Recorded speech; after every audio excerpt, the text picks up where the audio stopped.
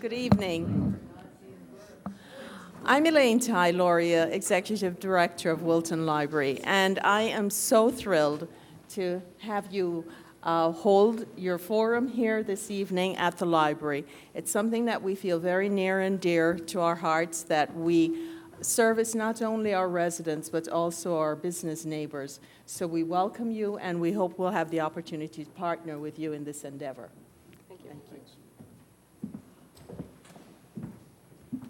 Good evening, everybody. I'm really glad to see that we've got a lot of people in the audience. I hope that there are going to be more people who come tonight, because this is, I think, one of the most pressing issues that the town is facing right now. For those of you who don't know me, my name is Heather Borden-Hervé, and I'm the editor and publisher of something called Good Morning Wilton, goodmorningwilton.com. It's an online daily newspaper. Wilton is at a crossroads. That's why we're here. Politically, in less than 3 weeks, we'll have a completely new municipal government. In the last year, every single seat on the Board of Selectmen, except for one, Richard Dubow, has changed. We've had the same first selectman for 10 years, and that's about to change. And radically, we have to figure out if we're going to say select man, select woman. We'll see.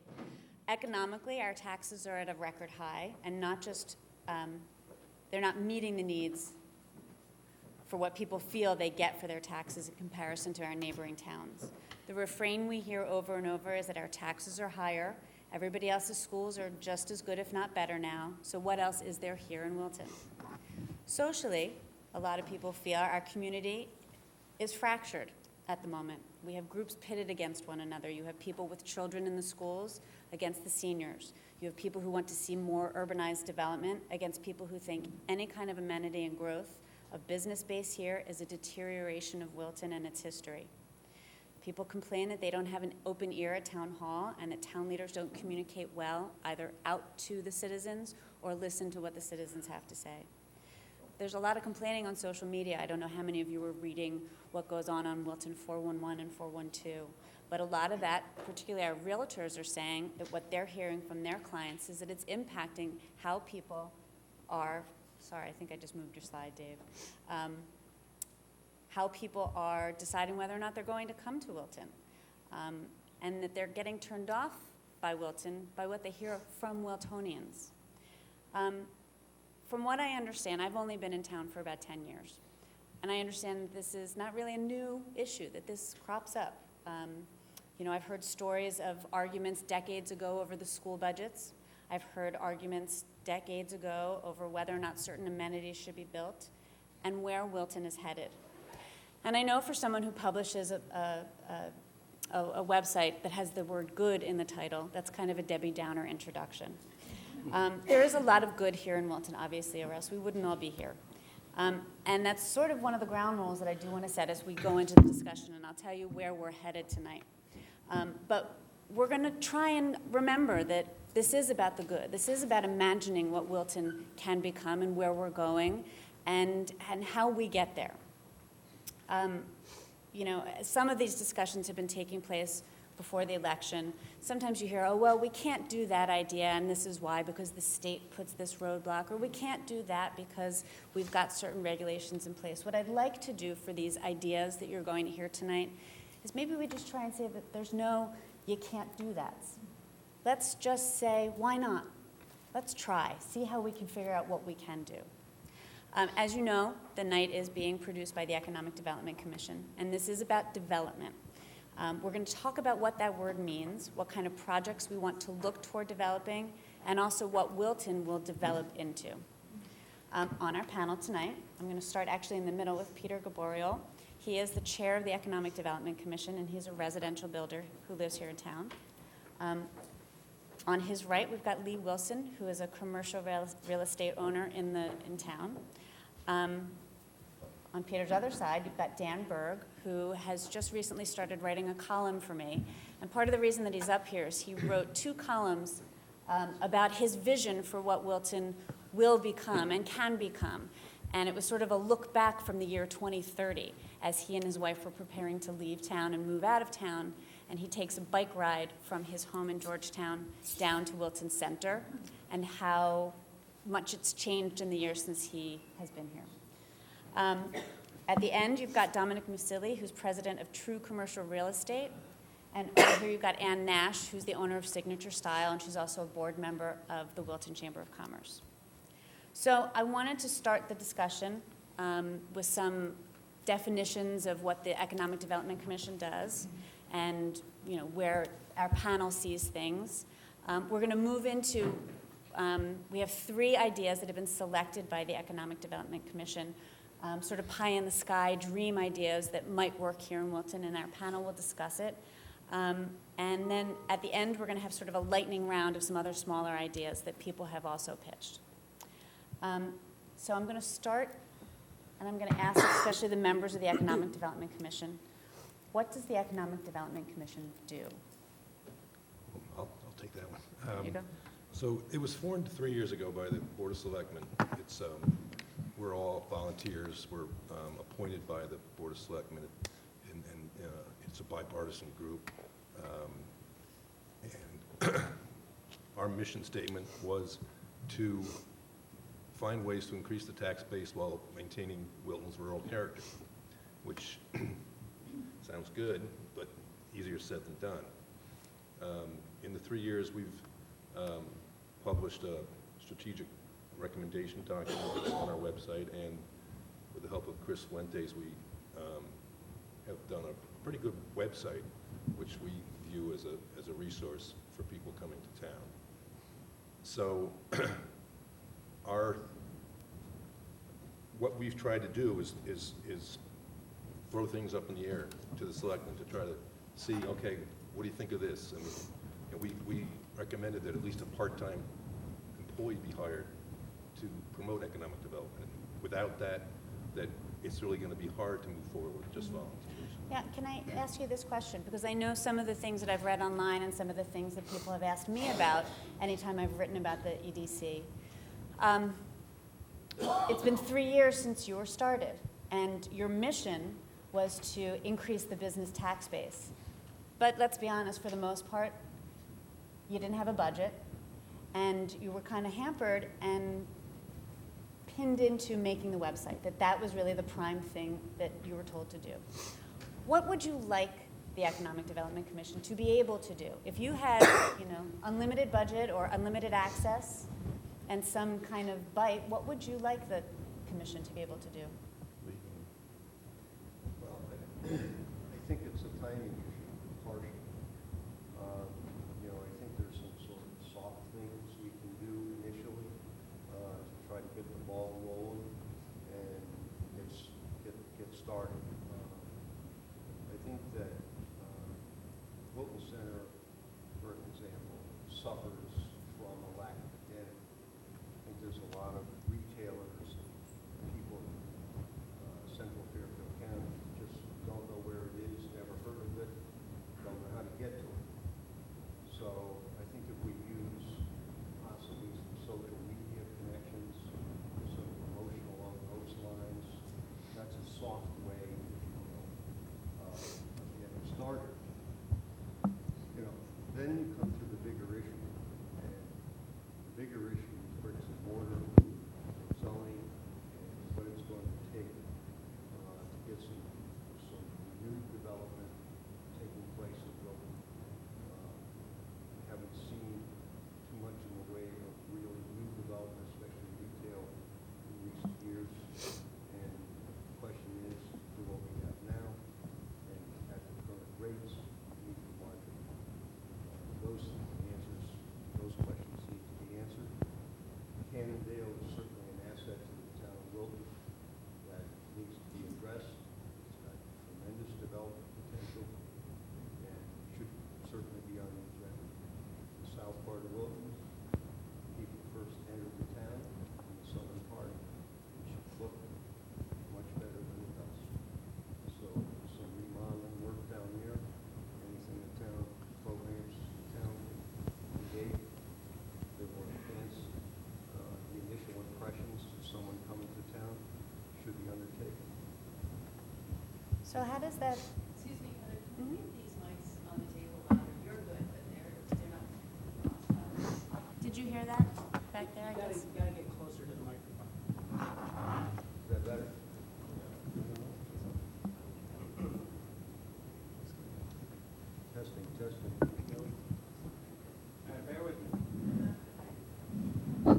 How about, is this one's working, so why don't I do this? I'll pass this around for now until we get the table ones. Here, let's pass this to the end. All right, so we talked about what kind of areas in town could be developed, but what kind of role, besides, now that the website has been created, what kind of role can the EDC take and do? What kind of steps would you like to be able to see that you can do? Whether that's hire a full-time person, because you are a volunteer commission like all of the boards and commissions are in Wilton. What are the steps that you can take? Or would like to take? What are the dream steps you'd like to take? Well, I think one thing we could do is be a facilitator. And, you know, no one coming to town comes to us first. I think that they should. Because they go and they see the town planner, and he's got, one, issue, and that's enforcing his regulations. But we would hope to act as facilitator, come to us, say, okay, we'd like to do X, Y, and Z, and we could tell them how to get it done, because that's something we could actually do. Add to the, now it's they go here, they go there. Like I have a story of, I was talking to Bob Root, our building department chief inspector, and we have this school that's moving to Wilton from Westport, and they got approved by P&Z. They went through all the steps to do that, and then they go to him, and he says, well, you're taking the whole north end of the building across from the tennis courts, and if you're taking one of the fire exits, and now you've got control of that fire exit, you're not in compliance. So here they are going, I thought I just jumped through every hoop, and here's another hoop.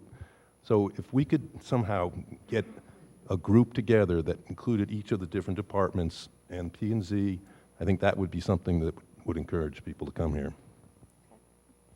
I think one of the things that I've always found really interesting is that the town, with the plan of conservation, has defined itself as a semi-rural village. Do you all think on the panel that we are still a semi-rural village? Dan, why don't you take that one? Yeah, actually, in one of my other lives, I chair the Conservation Commission, so I guess that somehow makes me qualified to answer this. So, okay. Semi-rural village. I think it depends where you are. There are certainly absolutely parts of this town where you walk around, you drive around, and you feel like you are absolutely in the middle of nowhere. This time of year in particular, with the leaves changing, you can get lost in some of the back roads, figuratively speaking, and really feel like you are truly out in the country. To echo what was said a few minutes ago, you drive from up Route 7 from where Walmart is into the beginnings of town. No, there's no semi-rural village there. Cannondale, yes. So I think it varies. Speaking personally, it's a character of the town I would very much like to see perpetuated, rather than rampant development in pursuit of an increased tax base. I think we can do that while maintaining character. Okay, how? Anne? Thanks. No, seriously. Look, I think there are already parts of town that are zoned for commercial development, parts that are zoned for mixed use, parts that are zoned residential, lot sizes. There are things that we have in place for a reason, and I think a lot of that needs to stay put. I think also you can do, if you drive around the commercial areas of town and look at the buildings, they vary tremendously in terms of, do they look like they were built in the 1800s, whether they were or not? Are they more modern? Are they sort of, what looked great at the time, but now we sort of look at as sort of the hideous 70s architecture? I think there's a lot that can be done from a development perspective where the buildings, the way they're placed on the lots, the roads, the driveways, the paths, the sidewalks, the tree plantings continue to look like we live in a country town. And I think if we, going back to something you said earlier about, well, what's our identity? Do we have an identity crisis? Do we know who we are? I think if there is, consensus amongst the people who live here and the people who govern the town that we want to maintain that character, then that should be part of what we encourage for, any new building that goes on or any renovation or any, redesign of a lot, is that it maintains that look and feel. And I think that can be done without compromising the ability to, for a merchant to generate revenue and for the town to generate tax revenue. I'm going to bring it down to the end of the table with Dominic, because I know you spoke to the EDC last night, 2 nights ago. What kind of retailers would you try and go to say, I've got the perfect, quaint, semi-rural, but great for business kind of town for you? That's a good question. My focus is national retailers. I represent 20 retailers. Gap happens to be one of them. I know that was a recent closure.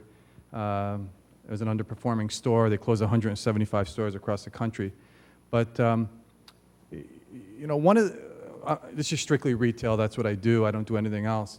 One of the problems with the Wilton market, retailers love the Wilton customer. They have a lot of disposable income. They're not price sensitive, but they don't like the Wilton market because there's no synergy in retail here. Downtown Wilton Center is pretty much a huge convenience store. It's daily needs. I mean, there are a few beautiful, real strong local retailers such as, Signature Style, Snappy Gator. But for the most part, you drive in, you get what you need, and you're going home. And there's a reason for it. If you look at where Wilton sits relative to the other retail markets, we have Danbury Mall, which is the second strongest mall in New England, has a second highest sales per square foot. Everybody gravitates to Danbury Mall. You have New Canaan, downtown New Canaan, has done a great job over the last 10 years attracting national retailers such as J. Crew, Crew Cuts, Vineyard Vines. And then you have Greenwich Avenue, Main Street, Westport. So there are too many alternatives that surround Wilton that's attracting people out of town. So, and there's nothing for people, nothing in Wilton Center to really get somebody outside of Wilton to shop in Wilton. Suburban markets like Greenwich, Westport, you can't survive with Greenwich cannot survive with just Greenwich customer. They need a bigger trade area. They need a bigger pull to survive. Westport, Main Street, those are among the highest rents in the Northeast. They're paying $120, $130 a square foot. They need to do $1,000 a square foot, which is that's a lot of sales.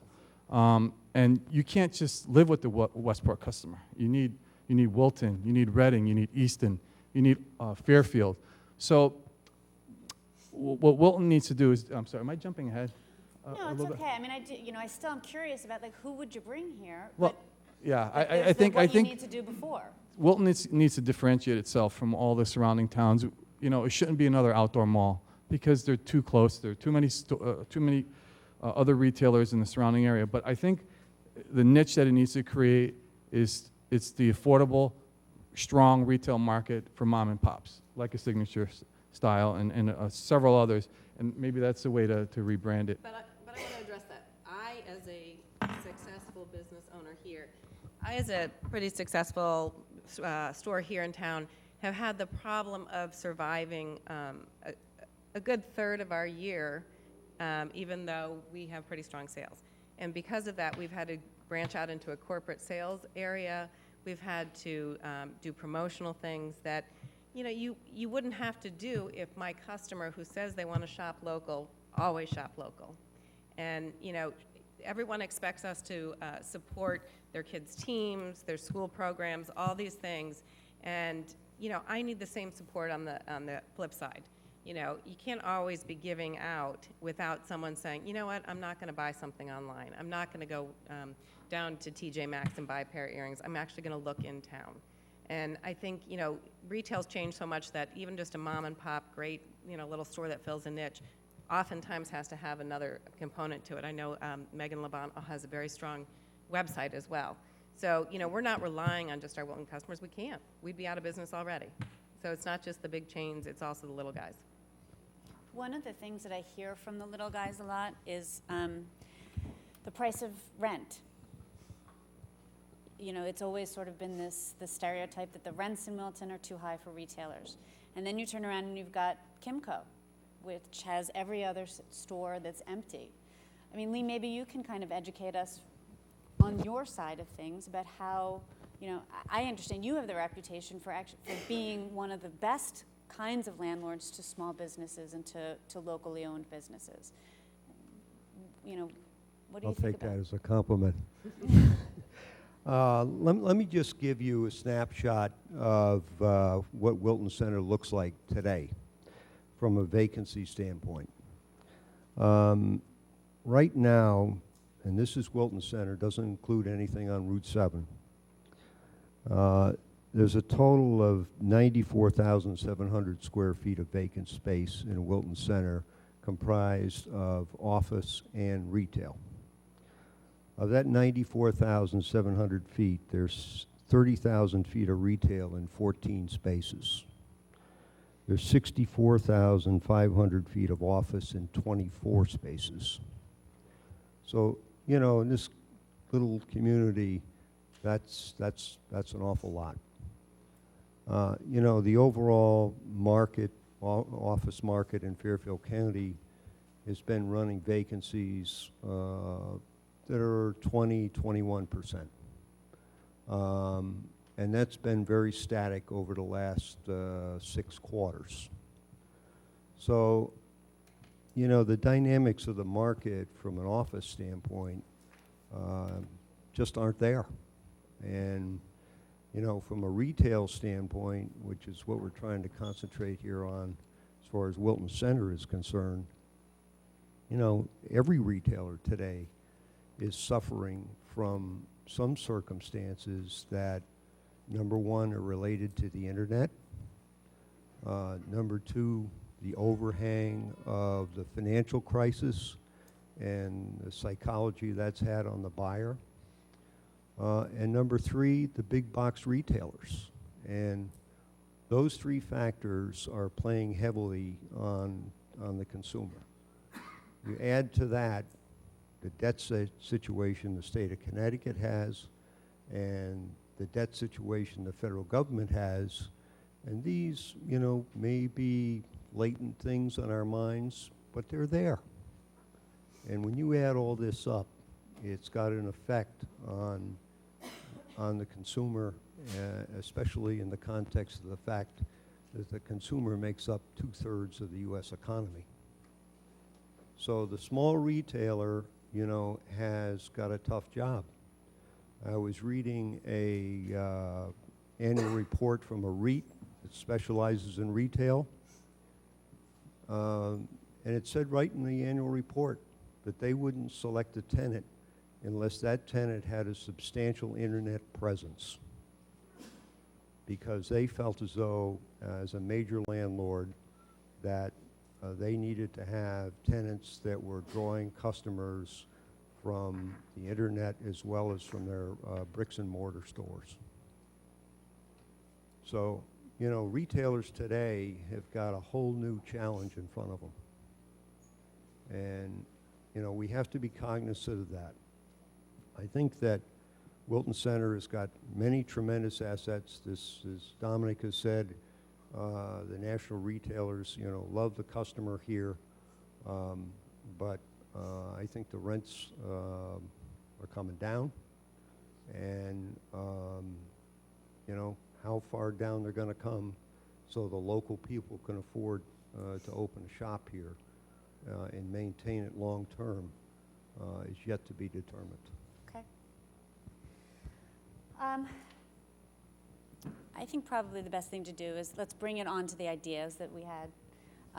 That we have 3 people who have prepared presentations for everybody to consider, and especially for you all to think about what's going to work.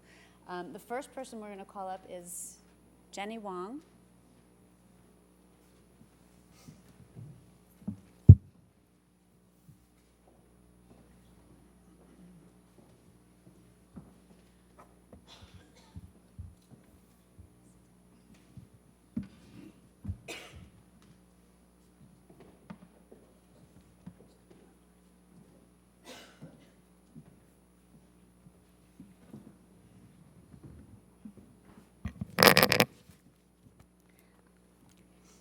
I would like to first thank you, the Wilton Economic Development Committee, for hosting this forum and inviting me to speak tonight. I don't know how I get myself into this, but thank you all for coming. My name is Jenny Wong. I am a stay-at-home mom. I have 2 young children, a 3-year-old girl and a 7-month-old boy. Our family came to Wilton about 2 years ago because of the school reputation. Let me introduce my background a little bit. I have background in accounting and finance. I spent a few years working for PricewaterhouseCoopers and L'Oreal. And after getting my MBA degree, I worked as an equity research analyst for a couple of different funds in Manhattan. I am a naturalized citizen, and I'm actually very proud to be a Wilton resident. I hear a lot of different desire within this town, the desire to preserve the town characteristic, but at the same time trying to bring in a little bit more business activity and public amenity. And all of us, I think, in this room think that our tax too high and we want to see lower taxes. Why am I here? Because I actually believe that there's a way to balance it, and I'm here to share my idea with all of you. But I do think that Wilton needs a vision.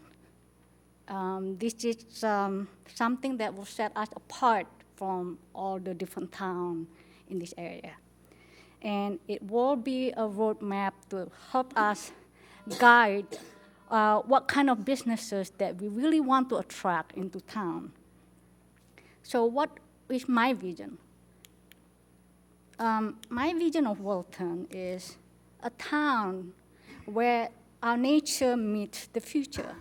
What do I mean by this? I mean, we all love this open space that Wilton has to offer, but we shouldn't be afraid of embracing the future and sustainable technology. And in my opinion, there are a lot of businesses that share the same vision. What I mean is business that aim to preserve nature and innovate for future generation. Let's take a look at Wilton. We have a great example here in town. It's a company called ASML.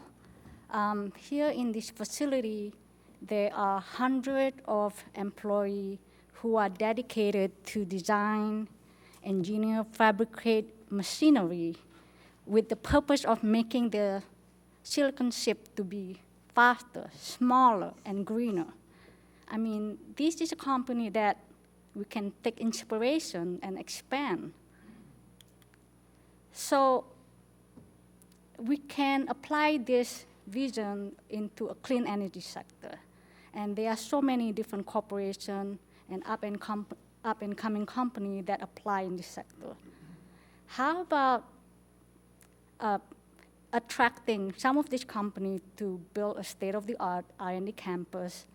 For companies like Tesla, they have very lofty vision to build premium electric vehicle. I believe they already roll out a couple models. And you know, here in Wilton, we are in between so many prestigious universities, running from Princeton all the way up to Boston. We have all these talented graduates. Let's try to keep these people here.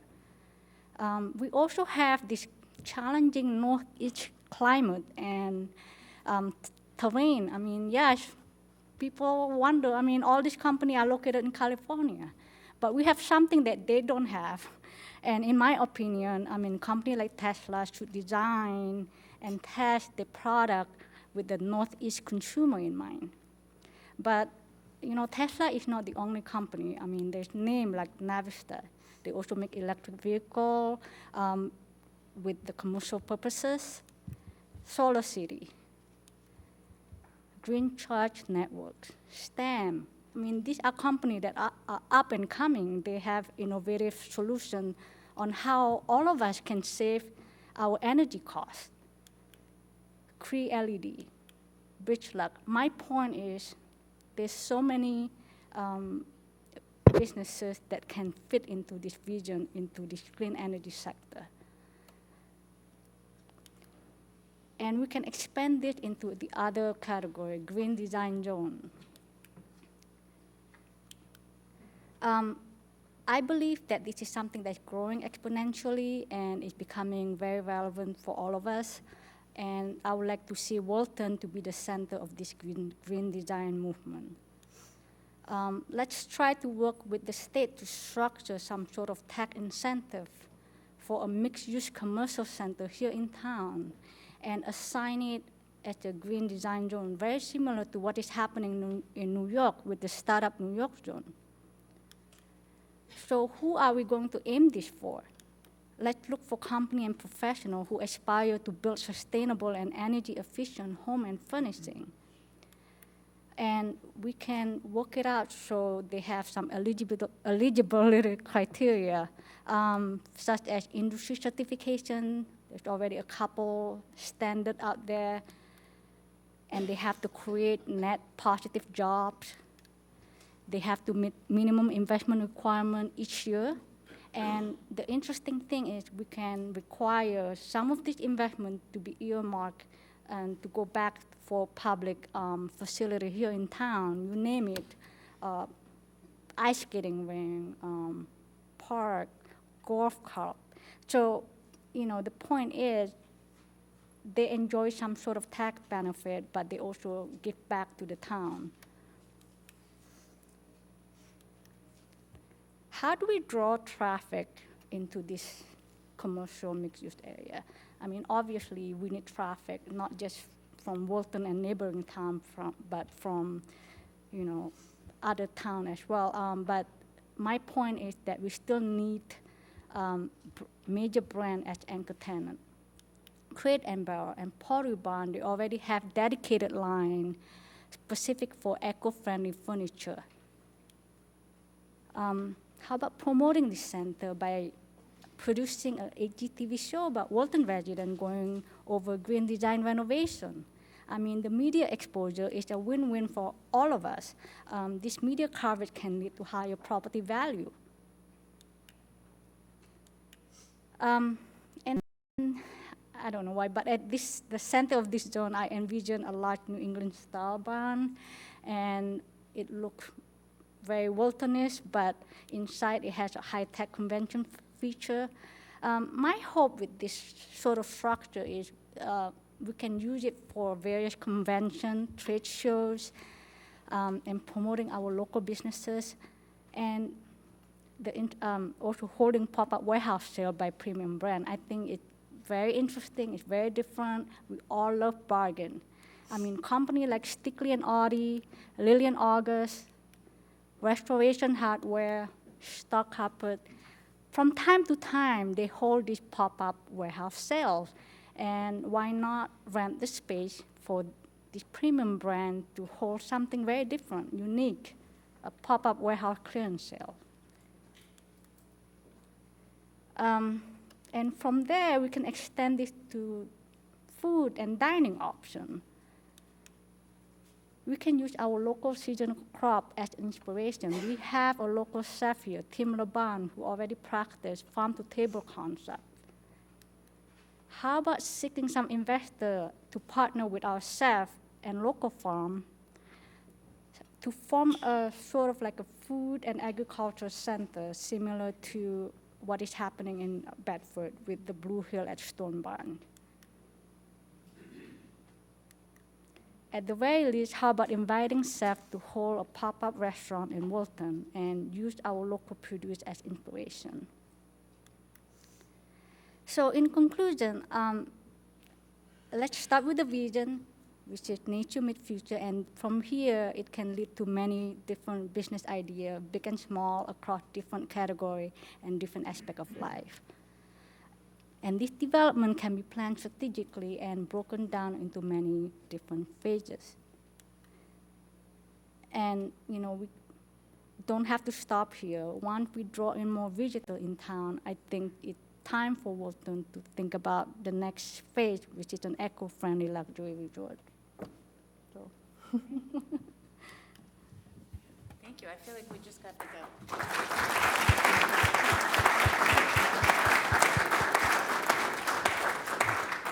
I sort of feel like our town needs to pay you after that presentation.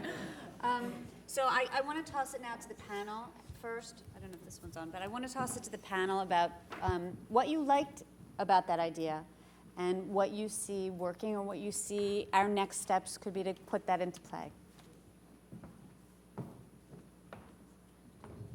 Okay, I'll start. On. Good. Okay, there's a couple things about that I really like. You know, so I think to your point, if you look at what's in Wilton right now from a manufacturing and office standpoint, it's a hodgepodge, right? They're big companies, they're small companies, they're companies that make things, they're companies that provide services, they're companies that may just have sort of an outpost office, but there's no theme to it. And that's probably true of most office space in most towns, in most states, you know, everywhere in the world. But it is interesting, and there are places where communities or state, or in cooperation with state government, have said, we're going to develop a corridor that is focused on this sort of business. Obviously, that piece of your presentation is a much longer term approach, right? It takes time, you know, especially as you go up, you know, just knowing based on where I live, as you go up Route 7, like, you lack infrastructure. We don't even have city water. So, you know, if you're going to have something in there that's manufacturing something, you probably are not going to stick a hose in the river. You probably need city water. So there's parts of it that I think are long-term, but it's a very interesting vision to say the town is going to actively go after, and you're right, probably in cooperation with the state, a certain type of business that we'd like to bring in here and become known as the corridor, the sector for something. Some of the other things that you presented at the end, I think, are much more achievable in the short term, right? It's, you know, the pop-up around food, farm to table, you know, retail, those sorts of things. And it's interesting going back to comments before about the amount of vacant retail space. I mean, it's not like we don't have places to put things if we wanted to put them. Now, I also know, I say that, but out of the other side of my mouth, you know, I sort of, this is the season of the year where these sort of pop-up Halloween stores come up all over the place. And they kind of depress me because it sort of screams loser vacant retail space that you can't figure out what else to do with, so stick a pop-up Halloween store in it for 2 months. So I think there's like a way to do it that tastefully that could be done better. But, you know, who knows? Maybe some of those things become permanent after some time. Can I? I mean, I don't want to be the wet blanket, but in our strategic recommendations, we identified about 20 properties that were underdeveloped, but there really doesn't exist a type of property that could handle your big vision. You know, we don't have, you know, that much. We don't have a big industrial park where we could drop somebody like Tesla into. So I'd love to call them up and say, come here, but I'm not sure we'd have a spot for them. Is there, I mean, you know, on a smaller scale? Much smaller. Yeah. You did bring up some interesting things because the world is changing so fast. When we start talking about technology, you know, millennials think very different than us. And if you look at the type of office product that's being offered out in the marketplace, there's a company called WeWork. I don't know if anyone's familiar with that. But it's essentially, they take big blocks of space all over the world, Manhattan, they started in Manhattan, and they rent 30, 40,000 square feet, and they rent offices by the month. And they have a keg on tap, 24/7, 365. It's got couches, TVs. I mean, it's really geared towards the way millennials think. They don't want any limits. They want to be able to just get up and walk around and do what they want. I don't think Wilton has anything like that. Even retail, you know, so different today. You know, stores are installing beacons, which are essentially little technology things that when you're walking like an Apple store and they'll send you text as you're walking the store, like something that's for sale. So it's not really the economic development's job to come up with this technology, but to think ahead. And even the architecture in Wilton, it's Wilton. It's a New England town, but to kind of forward thinking, maybe that's for the P&Z to start thinking about how can we make Wilton attractive for not 2015 but 2050. And I think you made a really good point about thinking ahead.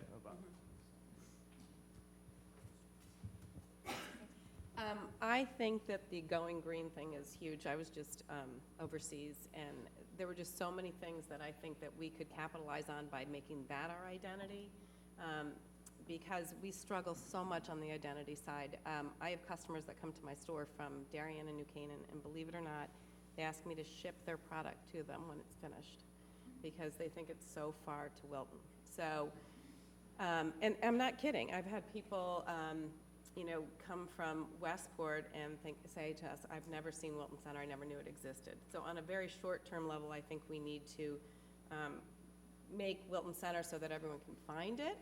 And I love the idea of doing something where we identify ourselves in a big campaign on the green side. Even having in Europe they had these little garbage things that you had your recyclables, your papers, your whatever, much better than in Grand Central, but set up so that it really looked modern and appealing to young families, that we were going in that direction. So I think it's a great start in a direction, and I think the biggest obstacle we have really with a lot of these things is planning and zoning. And I think we all need to kind of work together between your commission, the Chamber of Commerce, and landlords and everybody. Okay. Thank you, Jenny. Thank you very much.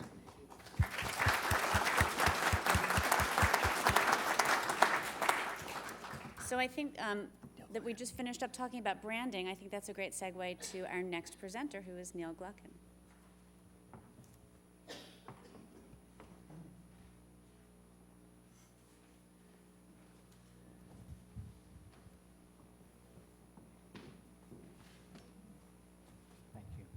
you.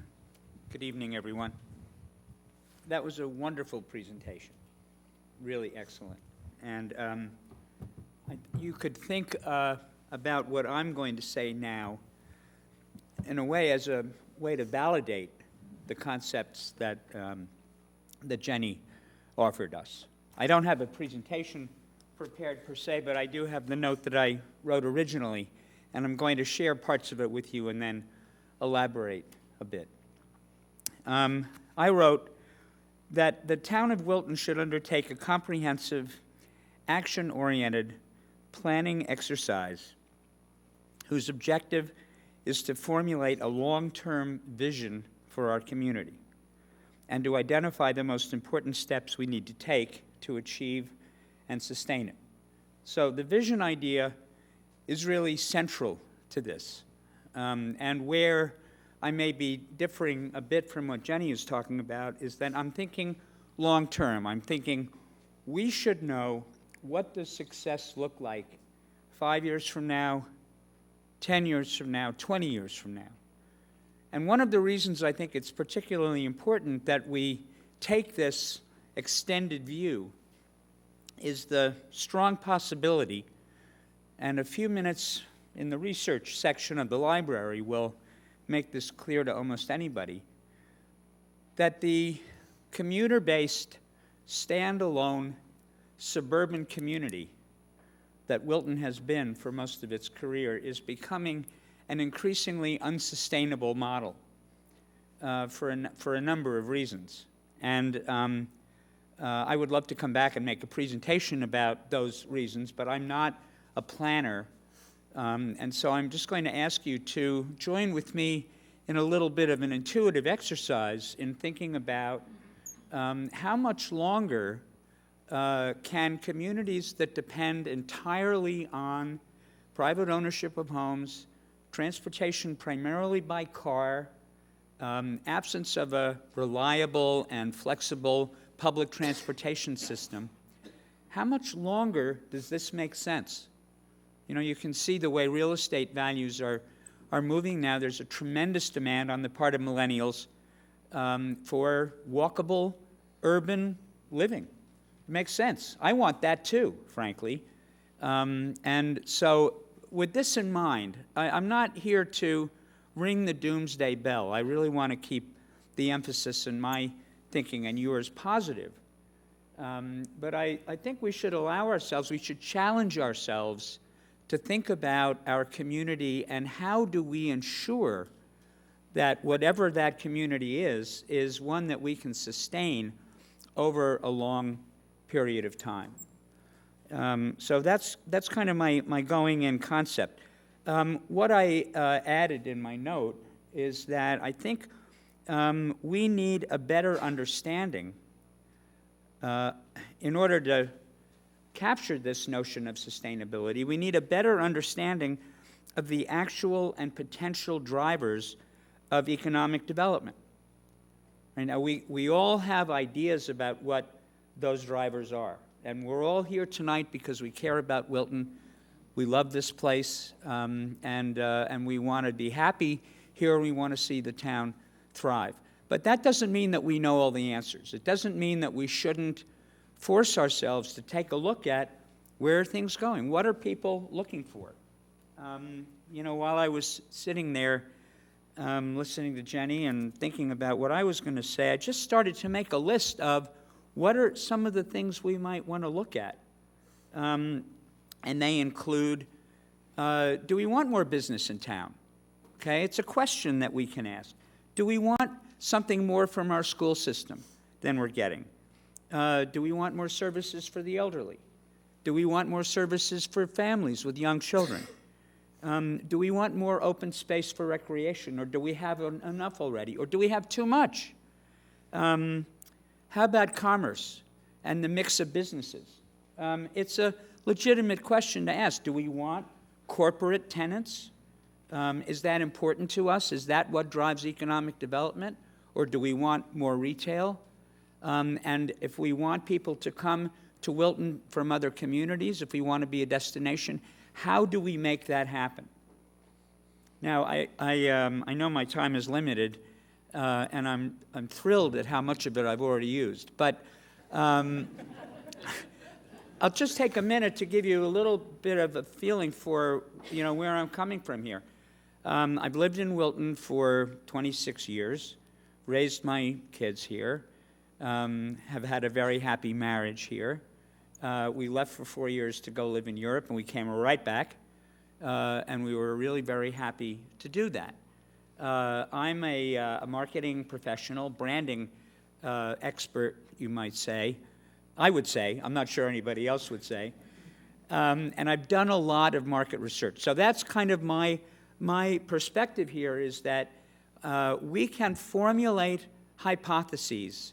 Jenny's, for example, would be fabulous content on which to build you know, a project and look at, is this real? Is there really an appetite for it?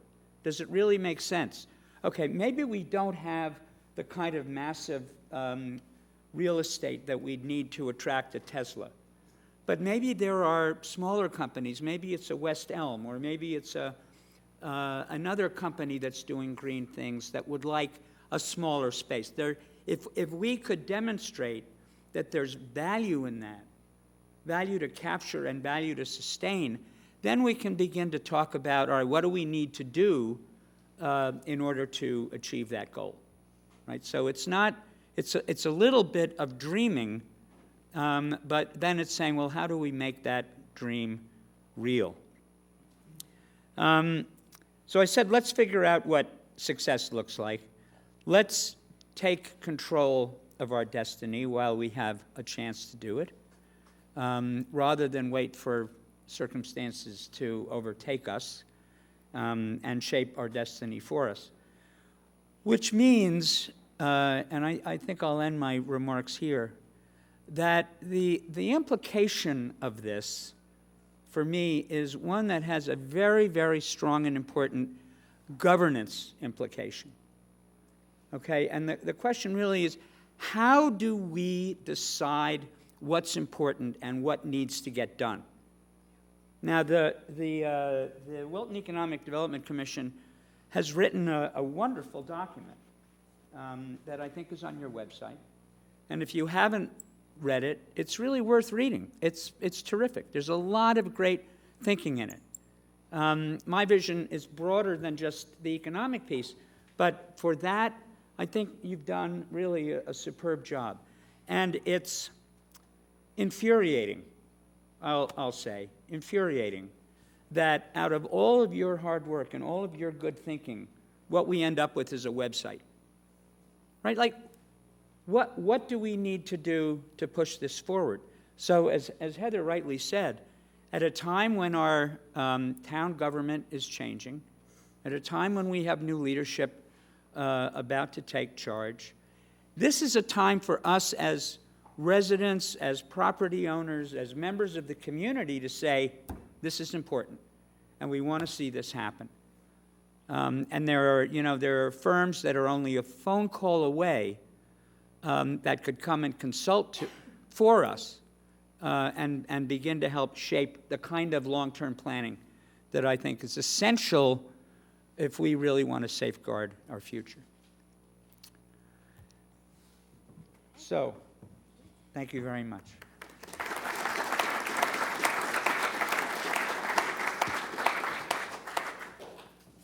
Thoughts? Thank you, that was great. I think you hit the nail on the head, and it's going to take a commitment. It's going to take money and a commitment. Yep. And the will hasn't been there. If the will is there going forward, then I think we do exactly what you recommend.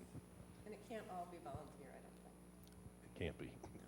No, We need I- professionals. We're all stretched But- so far. Yeah, in architecture, you know this, there's a process called a charrette. And you can engineer it so that there's tremendous amount of community input. In fact, it's essential for what we're here talking about tonight.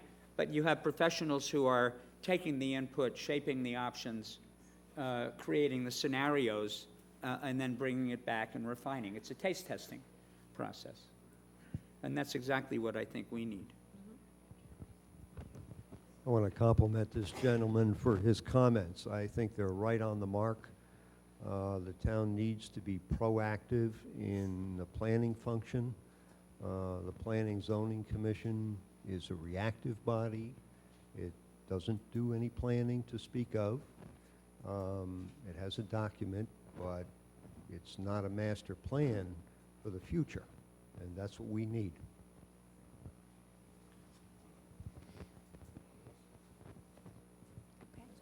Thank you very much.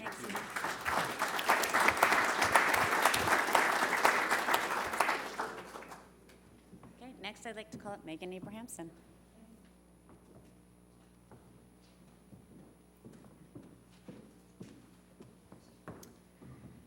Hello. My presentation is also a little bit informal. I'm just going to speak from some notes. But for those of you who don't know me, I'm Megan Abrahamson, and I own Blue Star Bazaar in Wilton. But I first moved to Wilton about 36 years ago. So I've seen Wilton through a lot of decades. I know the history of the town. I also know what it's like to be a business owner here. But I also have lived other places. I've spent a lot of time, I started my career as a consultant. I went back, I got my MBA. I worked in strategic planning for some large retailers, including the Gap and Coach. And about 5 years ago, I started my own small business and have kind of been through the ups and downs of having a small local business. Sitting in the audience is also my brother, who is also a business owner in Wilton. Tim Labont owns the Schoolhouse Restaurant. So as a family, I think we've seen a lot of, the frustrations of running a business in Wilton. But I think a lot of things have come up tonight that the idea that I would like to propose, I think addresses a lot of these issues. One point that I think Dominic made very clearly is that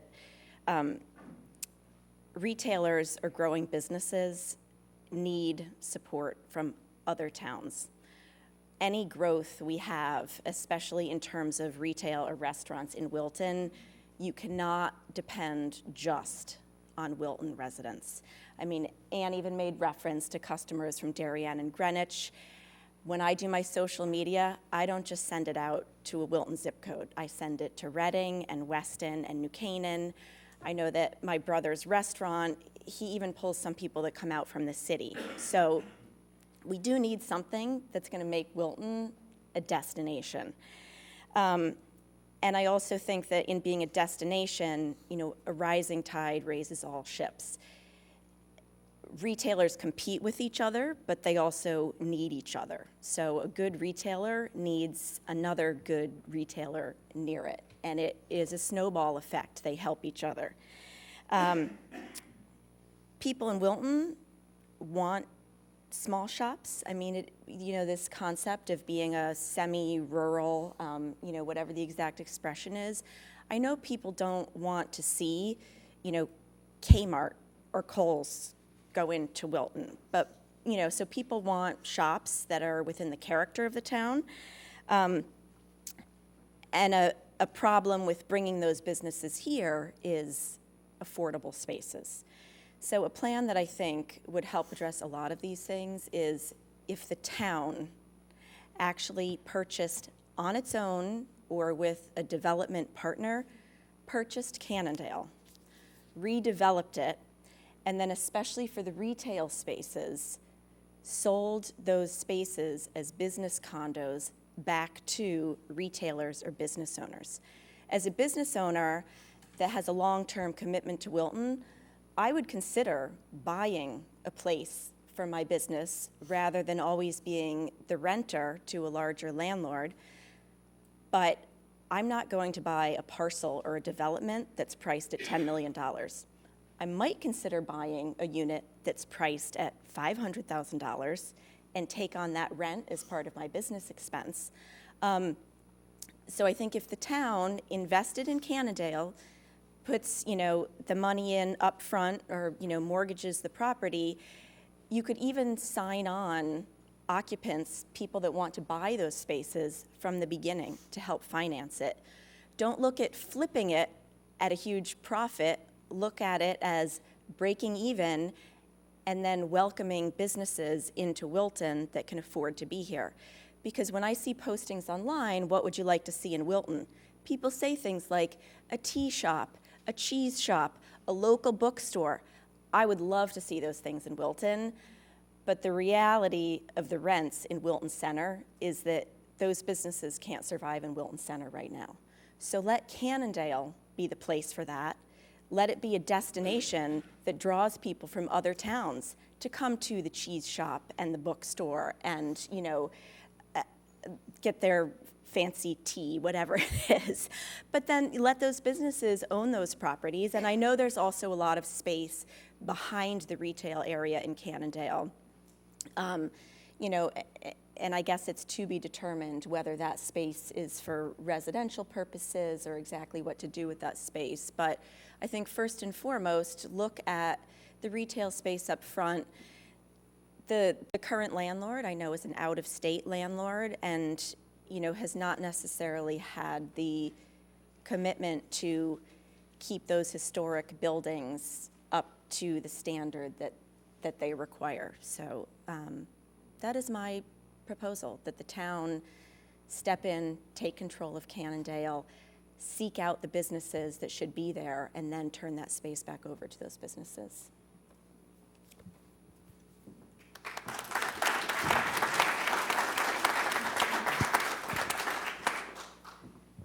Reactions? You're sort of preaching to the choir with me and Lee. I mean, Cannondale's been our hot button since the day we joined the commission. And, ironically, it's not just the center that's for sale. Trigby Hanson's building's for sale. John Paul's building for sale. Garan, who owns the Cannondale Center, has the school. He owns that also. Alice Snyder. I mean, the whole thing is in play right now. And it's a huge opportunity that we're going to lose if we don't do something. And it's got the railroad station.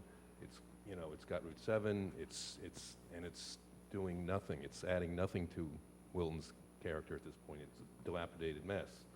And, you know, if we could get the will and the money to do something about it, it's a home run waiting to be hit. I mean, it's a, I mean, I want to ask, given her idea of having the town purchase Cannondale, you know, we come together to bond and purchase open space development rights, Ambler Farm. Is this something that's a possibility of the town coming together to purchase the development area of Cannondale? it's certainly a possibility. I mean, you know, Ridgefield bought, there was that building down that they bought right in the center of town. I don't think they did well with it. But it's certainly a possibility. I mean, it's not like it's not been done, and it can be done. You know, am I optimistic that, you know, given that we can't even put a turf field in, that, you know, that we're going to be buying Cannondale? No, but that's just my opinion. Yeah, or, you know, is there a commercial partner that, you know, would come in and you know, partner and help make some profit off of it? I think there is a possibility of that. If they can make money, they're going to do it. I took this matter up with a selectman probably 15 years ago, initially. I submitted 2 letters to the Planning and Zoning Commission about this matter, detailing the elements in Cannondale and why it was so important for the Planning and Zoning Commission and the town of Wilton to address it. All of that fell on deaf ears. Now, Cannondale has all the elements for tremendous success. Number one, it's got level topography. It has a river. It has public utilities. It has a railroad station. I mean, do you know how difficult it is to get a railroad station?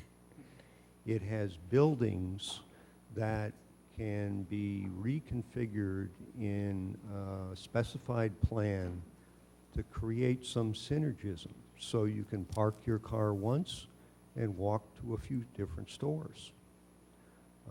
If you compare what has transpired in Wilton Center, where the capital has already been committed, it's too late in Wilton Center for large change, at least in the short term. But that is not the case in Cannondale. The capital has not been committed to Cannondale. So the development opportunity, and in the context of what Peter's already mentioned, with the nature of the ownership profile over there, all in advanced stage mostly, they're all anxious to do something. The town of Wilton must take the initiative to do a master plan for that area.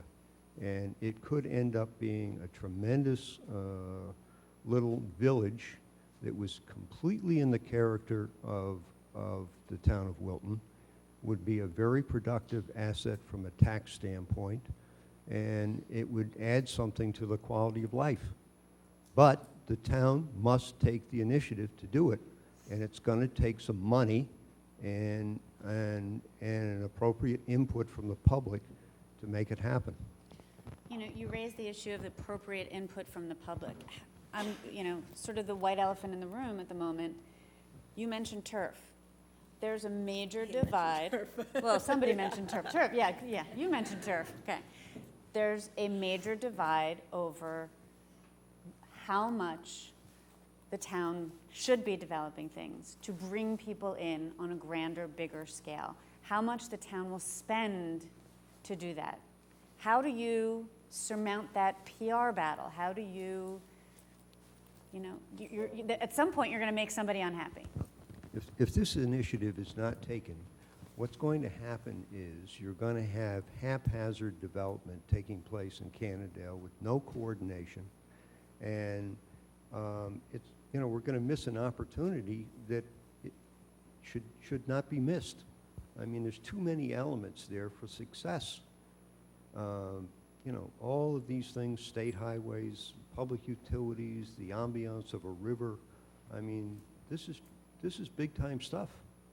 And all we need to do is to put in place an appropriate plan so that a developer doesn't have to assume the risk and going before the community and coming out a third-class citizen. You know, we should have a plan in place that could be implemented as soon as that developer is engaged. That's what should happen. Yes? Lee, what exactly do you mean when you use the word success?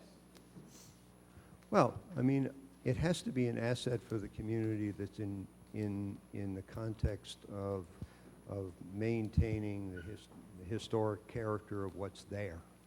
You know, I served as president of the Wilton Historical Society for a number of years. I've got an acute appreciation for historic structures. We moved them around town and maintained them, rebuilt them.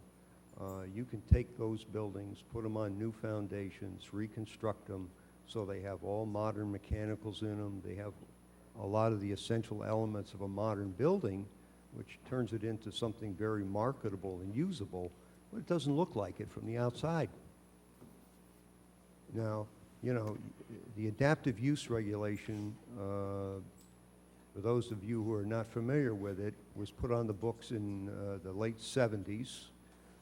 It has served the town of Wilton very well, and the purpose of it was to take the historic structures up and down Route 7, mostly north of Wilton Center, and turn them into a commercial use. The commission recently passed an adaptive, a change to that regulation that allowed, I think, for increasing the floor area 50%, right? Okay. So my position on that is that the commission should allow those properties along Route 7, which could be converted into small professional offices, et cetera, but allow the construction of new buildings that look like historic structures. So we end up with something that adds to the tax base and at the same time maintains the character of the town. That balance is important, and that can be accomplished by further modifying that regulation. Real quick to answer you again, but I think the success is defined by exactly what Megan described. Small stores, affordable rents, mixed use, you got a housing component, you got a retail component, you got an office component, all with the train station. I think what Megan described is what would be a success. Well, you have ownership by many, and I think that's important. You know. I'd like to point out that it wasn't deaf ears. They were maybe stuffed with a little cotton and hard of hearing, but not deaf. There are very difficult things to overcome in Cannondale that have to be dealt with. I might point out that right now would be a fantastic time to form a commission in concert with P&Z, because the plan of development is due in 2019. So essentially, we got a little over 3 years to make that happen. And then we're stuck with that plan for another 10 years. So if we don't do something immediately, we're not going to get anything done for a very long time. So I really would encourage our board, the P&Z, the Selectman's Office, Conservation, and Water in the wetlands, which is a chief component of this in that area, to work together to try to make this happen. And now would be the time, I think.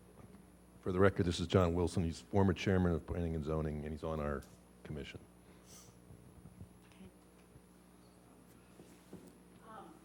Three questions all related. Are you able to say what a ballpark price of Cannondale would be? Two, when you say the town needs to do something, are you speaking of the board of selectmen, essentially? And then three, because I don't know exactly how this works, planning and zoning have their own set of laws, or is that part of it, charter as well, or is it standalone thing? I have no idea what it would be worth. I mean, until you actually put it together and see what you have. But, and yeah, well, the funding needs. I mean, a range, I mean, just, You know, just curious. I mean, you have to go through an appraisal process to determine the value of each parcel. Then you have to engage in negotiations with each owner. And, you know, it's a logical process. You know, as far as the entity that has to take the charge of this, I mean, it's the Board of Selectmen. You know, this commission has actually no authority other than that of moral suasion. So, you know. And the third point, planning and zoning, you know, has its regulations, but it does have the ability, or anybody has the ability to make an application for a zone change. And Can I you know, just- it could be changed. I just want to add one thing to the planning and zoning, which is, I do think that a lot of businesses are hindered from coming to Wilton because they look at spaces with limited use, and planning and zoning is an overall issue that I think there should be a strategic look at all the areas along Route 7, because I know, you know, I don't want to throw you under the bus, Tim, but there are some spaces that Tim had even evaluated for potential restaurants, but you can have one thing on Route 7 that might be Orem's Diner, and it's a restaurant, and it's flourishing, and it's commercial, but across the street is zoned as commercial, but office or design enterprise. And so there does need to be some kind of green lighting of potential business spaces for, you know, their ideal That's in our use. strategic recommendations. I mean, our town hall sits in a residential zone. I mean, give me a break. Can't we, you know, can't we go down Route 7 and get these parcels zoned correctly? Yeah, I mean, you know, that's a there are start, but There are a lot of places where, you know, you can have a barber shop, but not a restaurant or a gift store, Right. and it's just, it's no, very it's- odd. Yeah, that's, totally agree. Okay, I guess we're running out of time. Just a couple quick things that planning and zoning could do now. I've already mentioned the adaptive use regulation and how that could be enhanced to promote some further development. Secondly, this may seem a little odd, but as landlords, the things we're seeing principally these days is all some sort of personal service use, a tenant that has offering some kind of personal service, or food. Those are the two uses that we're seeing on vacant spaces that we have. Now, Wilton, for example, has a regulation in Wilton Center that prohibits any kind of a drive-up food use. I mean, you can do it on, I believe you can do it on Route 7, but you can't do it in Wilton Center. You can do it for a bank in Wilton Center, but if Starbucks wants a drive-up, you can't get it. I think that should be changed. The other thing is, anytime you do a food use in the town of Wilton, you have to get a special permit. Now, let me explain to you what a special permit involves. You've got to hire a surveyor. He's got to identify all the properties within a distance of 500 feet of your location. You have to get the name and address, mailing address. You have to supply to the Planning and Zoning Commission envelopes for public notices to go to each one of those property owners. It's got to be published in the town, in public media, at least twice in advance of a public hearing. You're probably going to have to hire a traffic engineer and a lawyer, okay? So here's a fellow that wants to open up a coffee shop for 1,000 square feet, and he's probably going to spend $20,000 in professional fees and at least 3 months of time before he ever gets a decision as to whether or not he can open up his store. That should not happen. Now, if somebody wants to come into a town, into Wilton, and wants to open a 10,000 square foot restaurant, well, maybe a higher level of scrutiny in that context is appropriate. But I think if you got a mom and pop shop that's under 2,000 square feet, they shouldn't have to go through this special permit process. These are one of the reasons, it's these kinds of reasons that Wilton has got an anti-business reputation. Well, let's do this. We have sort of the lightning round. There's some other ideas that came in that we're going to flash up on the screen quickly. A film commission to facilitate and encourage motion picture and television production in Wilton. Bigger, more attractive signs on Route 7 to direct people to Wilton. Small chain stores to pull people from Route 7 to Wilton Center. A playground in Wilton Center. A town ombudsman for businesses. Rezoning to attract anchor businesses. Turn Shanks Island into a destination park. Along those lines, we had talked, some of the other ideas that have been talked about are some sort of connecting pedestrian bridge, perhaps even car bridge somehow, from Route 7, opening up Route 7 into Wilton Center. Given that you've got, what is it, Old Highway, Kings Highway, that's right there, right, pretty much across from Town Hall, that joins up right to Shanks Island and Stop and Shop. You've got the medical building that's coming in. You know, you've got a lot that's coming in right in there. It would be great to open that up and let people know that we do exist in Wilton We Center. looked into that, Heather, and the railroad company won't let you do it. Can't get it past the railroad. No grade crossings are allowed in Connecticut anymore. They won't let you do the bridge. Existing are okay, but you cannot put in Yeah. a new grade crossing over a rail. Anyway, just keep going. I thought we were having no-nos here. That it was every idea is a good idea. Out of the state, it's not local. Temporary ice rink in Wilton Center. I know that that's something that's a hot topic right now on Facebook. Connect Wilton Center with Route 7 via Old Ridgefield Road by Shanks Island, I guess. So we thought also, you know, any ideas from the audience, anything that, Yes, Douglas Cutler, I'm the landlord, and I got 2 properties. And one of the things that I brought up to Bill Brennan some time ago was to have maybe a forum, a small business forum. Landlords get together. The ICSC has what they call this sort of deal-making, conference. And those things are wonderful because all the landlords, all the tenants, they get together and they make deals, you know. So if there's if it's maybe half a dozen, or maybe even a dozen, and the landlords get an engraved invitation to come to that. And it's a semi-annual thing, so that we can all solve the same problem sort of together. I mean, perhaps because we have the biggest financial stake, and we can try to do it with government, but then it's really in the responsibility of the landlords too. So maybe some landlords could exit out, sell their property.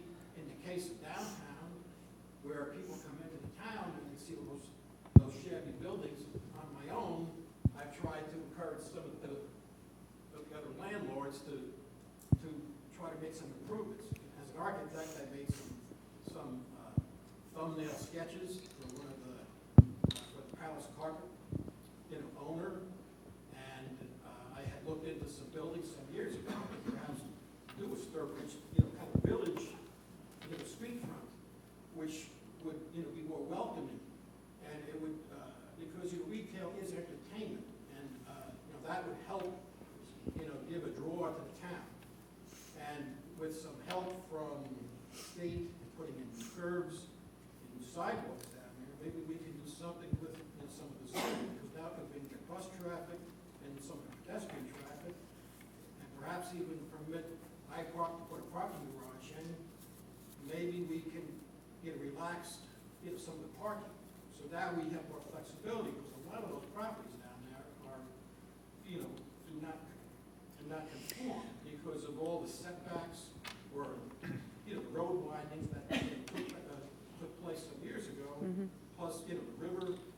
So there are a lot of issues down there that, limit the ability of the landlords to be able to do things to their property. Right. Correct me if I'm wrong. I know that there was just a resolution passed in front of Planning and Zoning that helps expand how much parking the landlords can offer. So, I think that those are all completely doable things and important to take a look at. There's a mechanism in place to give some notification to the property owners when someone wants to get a variance. And he just addressed that, And, but maybe there should be some kind of mechanism to have this forum. Well, I think that forum idea is a great idea, and that's something that we could, as a commission, we could facilitate. we could gather the landlord names and we could send out the invitations.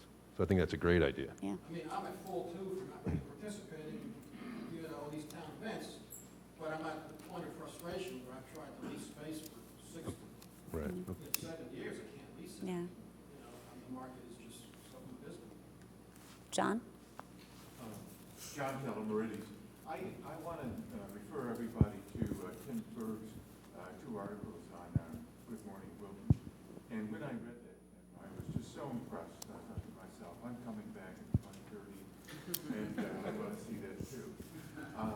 But, you know, so much has been done to the town center lately, incrementally. There's a small step the town could take right now, and I think draw many more people there. If you've ever been to the town center at 6:30 in the morning, it is a hub of activity. There are people running, walking their dogs, riding their bicycles, coming to work. It's really an exciting place, and you see a lot of friends. What I would suggest is, with all these people running up and down and walking on River Road, and they run around to Route 7, is that the town establish this as a run, walk, bicycle area, and exercise area. And it'll just draw children, adults to it as a first step, very simple. Later a playground. And this original idea of mine is already built in Simsbury, Connecticut, if you've been there. They have an abandoned railroad behind the main center, and they've built a playground. They've built a large area where they can have musical productions, high school graduations, and it is constantly busy. There's lots of parking, and everybody shops there too. So just an idea. You know, it's interesting that you say that. To build on, I mean, if we are going to be the semi-rural village, then let's make this the village. Let's build on that with, you know, I talked to people about an idea I had about signs of, you know, the salad place gets a sign that's in the shape of salad bowl, and the cookie lady has a cookie sign, and you get to be that kind of quaint, that old New England representation of what the business is. And then Connecticut Magazine does the story on the signs of Wilton, and, you know, it's a weekend kind of thing. Well, let's go to that place that's got the cute signs. Along those lines, you know, you've got your you know, the place where people come to gather, and you have a town green where people gather. You have a playground where people gather, and we are that village. First, thank you. I appreciate that. But I totally am on board with the Cannondale thing, but as we were talking about that, it was occurring to me, somebody said something about there's a river there, there's a train station. You know, it occurs to me that there's also a river in town center, and it's completely underutilized. There's a train station, and I know there's a grant, and maybe sometime in our lifetimes there'll actually be a bridge, but like, let's get the bridge built from the train station right over into town center. I totally agree with the whole walking, running thing. You had 3 or 4 things up on that previous slide that I think with the will and probably very little capital are doable in anywhere from 6 months to 2 years. Shanks Island, we already have a playground at Merwin Meadows. It could be upgraded, but especially with what they did to reconstruct that little part of the NRVT, you are right there. You are in town center when you are at that playground. You walk in 5 minutes, you're there. Yeah, I like in summertime not to have to pay every time I go into the Well, park. okay, but that's a solvable problem. I mean, you know, Yeah. that's a very solvable problem. Yeah, but I also liked in your articles when you wrote, I mean, I feel like Merwin Meadows, I moved here in 1977. Merwin Meadows was a big deal when we were in middle school. And I feel like it's outlived its life of what the pond itself In its current state. is. But it is a tremendous resource being located where it is in proximity to town center. Possible rink down in that area. Yeah, why not? I love that. Yeah. Yeah, I mean, there's been this chatter on, if you do the Facebook thing, there's been this chatter on Facebook over the last couple of weeks about, because it's getting cold, like, let's do a skating rink. I mean, there is a giant field right there at Merwin Meadows, which is level, it's big, there's a path that gets you right to Connecticut Coffee for hot chocolate, et cetera, and right to your store for monogrammed skate bags. Like, that should be easy. This is not something that needs a 10-year plan and, you know, tremendous capital. If we had the will, we could get that done easily. Yeah. That, and I also think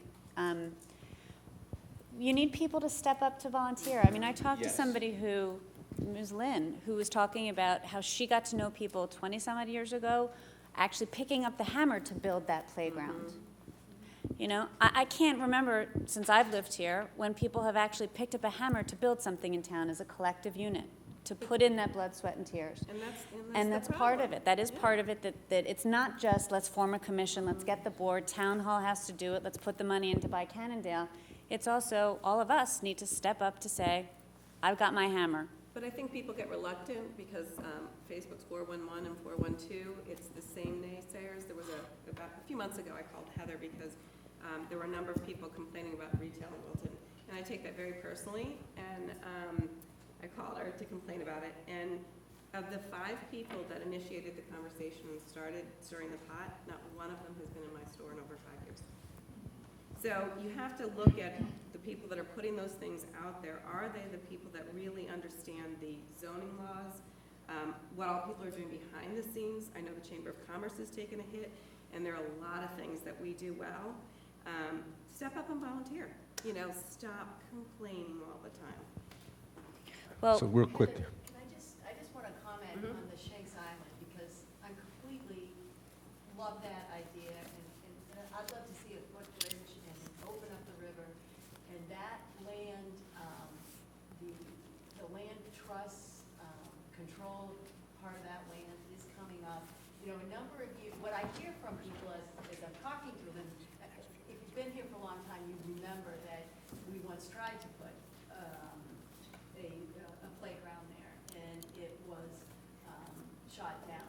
But I think the community has changed, and I really think that that there is the opportunity to do these kind of things. And so I just want to say that to people who remember all the no's in the past, that I do think that things are changing and those opportunities are available. I hope. real quick, we're kind of running out of time, but some other things that people have brought up to me, just they didn't submit it, but they come up to me, hey, is relaxing the laws governing our restaurants. So the time that they can be open, they have to close at 10, I believe it is. I mean, Tim, you can tell me, but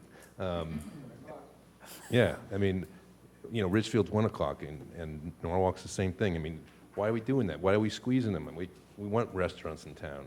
And then the whole percentage that can be a bar, and it has to be seating, and we're just making it difficult. I mean, there's no point in that anymore. We're not a dry town anymore. We're over it. We're open on Sundays. I mean, come on, let's, so it's more than one people have asked me about that.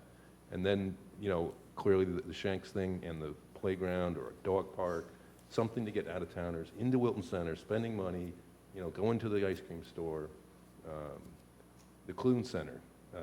Ridgefield has reinvented their abandoned auditorium into the Ridgefield Playhouse. They draw out-of-towners regionally. I mean, we underutilize the Clune Center. It's controlled by the Board of Ed and not by the town. Same thing with the Field House.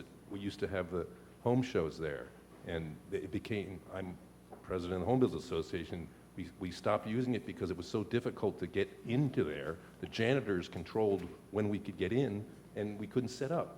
So we have the janitor at the Field House determining, what Wilton's going to look like. I mean, it's, we just have to focus on this stuff and take charge of our own town. That's the key, take charge of your own town. I see hands raised, and I think that's an encouraging thing, but we are being told that 9 o'clock is it. Can we go over? Okay. There was just one thing I wanted to add to.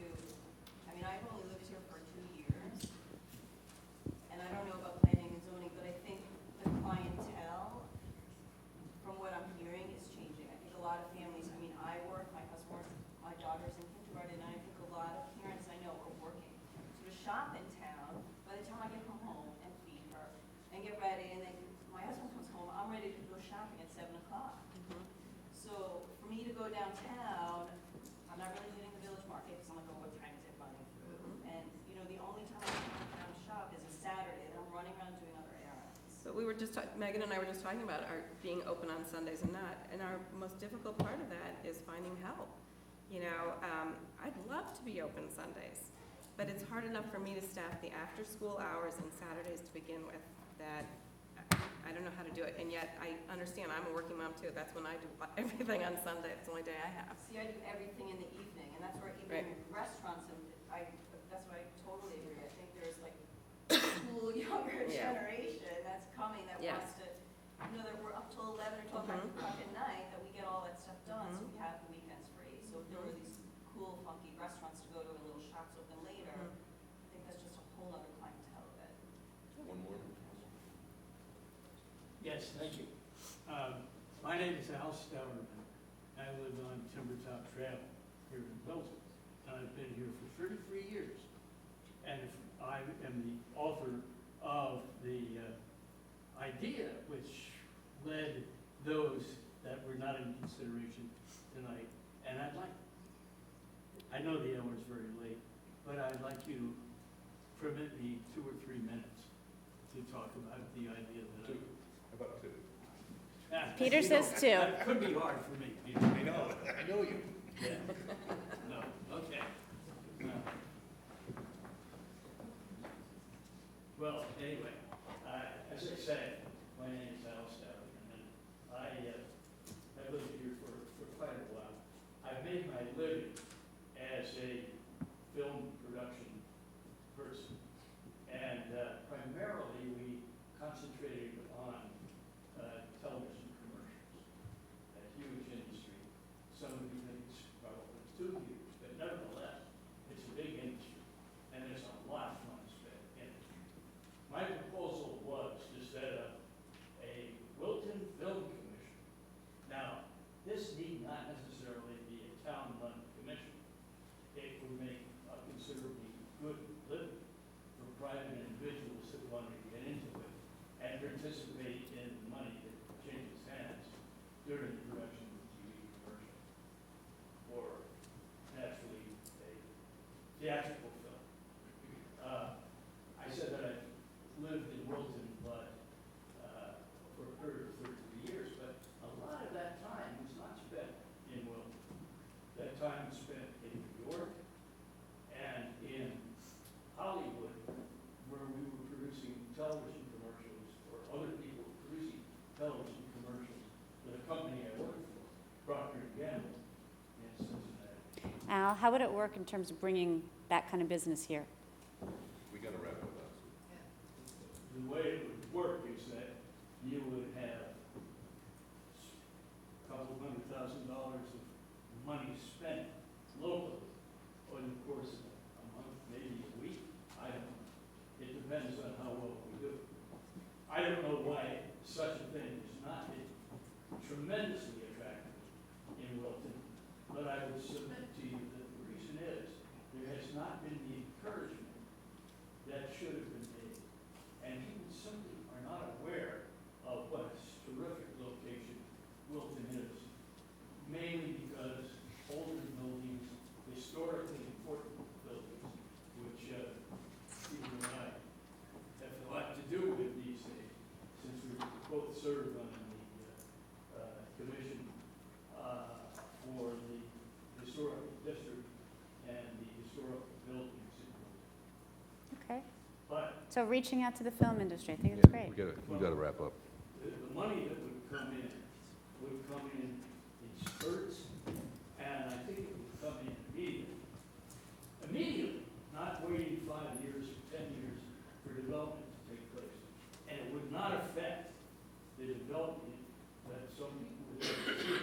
Instead, we would encourage that things would remain exactly the same, because this is why people would like to film in Wilton. But what is needed is somebody to facilitate that, encourage it, and support it, so that they could call some people here in Wilton who said, well, can we find such and such a location in the town?